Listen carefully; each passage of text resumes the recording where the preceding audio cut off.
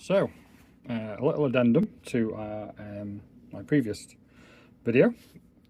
I've got a few pens here that I'm going to test on. Got a bit of scrap on this, I'll show you the proper thing in a minute. This paper, which is from Amazon.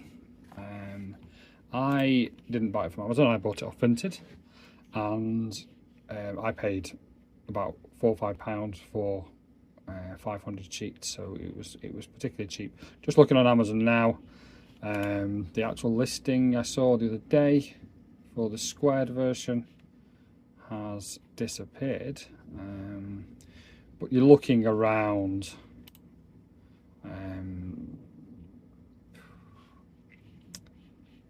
what's that, 135 sheets at 8, so it's quite expensive really for what it is. I think I might be wrong, maybe that's, I can't calculate in my head straight off the bat, but £8.99 for 135 sheets. So yeah, it doesn't feel particularly cheap, but as I say, I paid a lot less, but it's worth. I'll try and stick a link in the description when I can find it properly. So it's pre-punched, which is quite nice. It's this slightly off-white colour. It's not the bright white of a normal paper.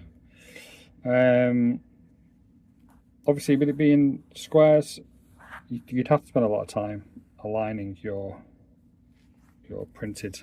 So sorry, I was just going to say, I printed this off on Switch to replicate the Filofax insert that I quite like, which is very expensive. So this might be a cheap way of doing it, and having the lines on there, the squares on there might work. I don't usually use squares, but we'll see. Got a selection of pens. Got a ballpoint pen. This isn't a Parker. It's a slightly different refill, but it is a nice pen, so we can use that fine. I've actually got a fine rollerball, Parker rollerball, Vector one, the black ink. I have just aborted the test because I'm not sure the mess in here. I'll quickly change the refill on this one. The refill, I'd say I've had that pen, well, when I worked for this company, when I got that pen, it was 15 years ago, so it's been in there 15 years. So it was a bit splodgy, so I am going to give it a brand new refill. Oh, that's much better straight off the bat. Brand new refill, which isn't brand new. These refill both these are just fitted today. I bought them in a bulk buy off Vinted about a year ago. And they were very old at the time, you could tell. In fact, there's the cap, you can see the discoloration on the cap of it there. It was a massive bulk of random pens and refills, and it was well worth it. I've got loads of refills out of it, so that was the main thing I got from it, and a few very nice pens. But anyway, I digress. I've also got this Beryl handwriting marker, which I'm hoping works still. Okay, it'll do enough for what I want it to do, and I have. So I think we can. I'm just trying to look at how much stuff goes through the page, and then we've got a fine liner, which again, yeah, nice. That's again not been used for a while. Got a fine liner there, so that will just give us a look at page bleed through. So I thought that'd just be a little interesting test on this paper whilst I'm in my office rather than in the house, which I have been on the other videos. So we'll start with the ballpoint. This is from the Savoy Hotel. Can't see. Can we see? No, it's a bit too dark. It says Savoy on there. I presume it's from the Savoy Hotel. Obviously a slightly nicer free pen than you get in most hotels. I've never been to the Savoy Hotel. It came bizarrely in a jacket I bought. So let's have a look. Apologies for the handwriting. Alright, so that's as expected. That is perfect. We'll go straight for the blue rollerball medium. So this is a Parker Vector, I think these ones are. Kind of their budget range of pens. They're very lightweight. The medium blue in here. This is actually branded from a company I used to work for. So we're on the 20th of the 12th, 24. Objectives, test some pens. Okay, so both of those, absolutely no problem. They're as good as anything I tested on the main video. We have another Vector here.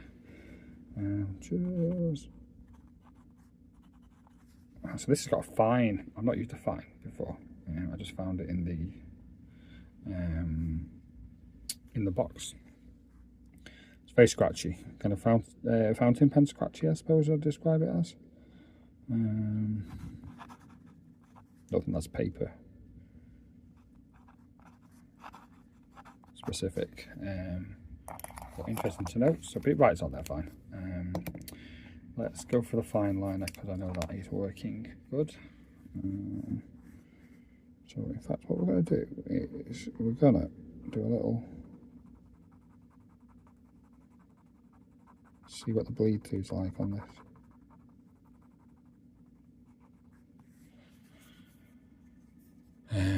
There's no brand on that, I can't remember where that's from. It's probably a own brand one from a shop. And then finally, throw it on the floor. There it is.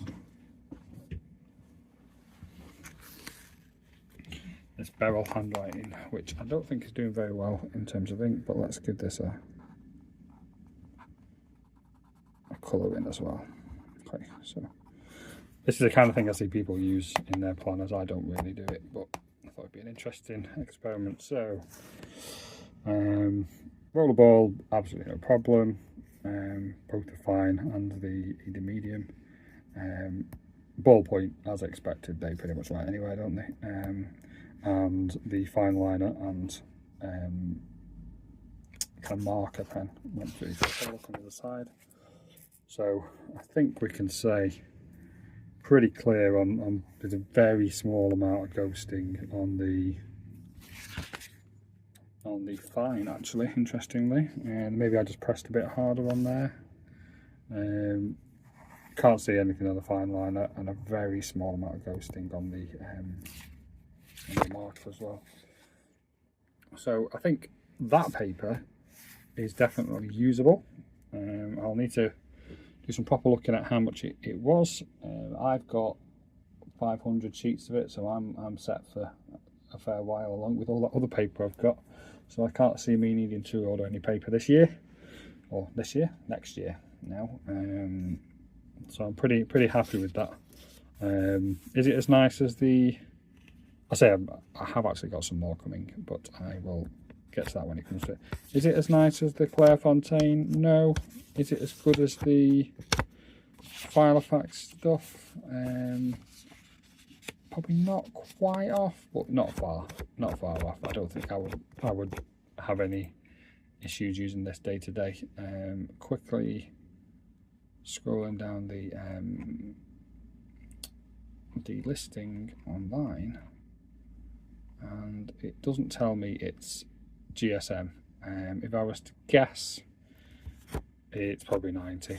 It's definitely thicker than 80, but not as thick as 120. So yeah, I've made that a really long video and it didn't need to be, but there we are. Thank you very much.